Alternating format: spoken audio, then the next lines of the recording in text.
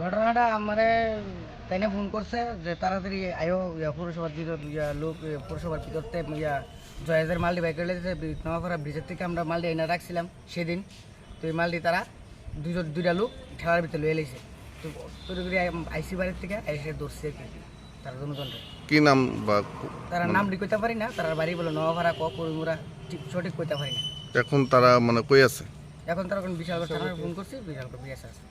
তারা কি মানে এনে কিছু চুরি করছিল নাকি? হ্যাঁ চুরি করছিল। তার নাম টাম কোনো কিছু পাওয়া গেছে? না, নাম পাওয়া গেছে না। বর্তমানে তারা এখন পুলিশের হাতে আছে নাকি? হ্যাঁ পুলিশের হাতে আমরাই দিয়ে দিছি।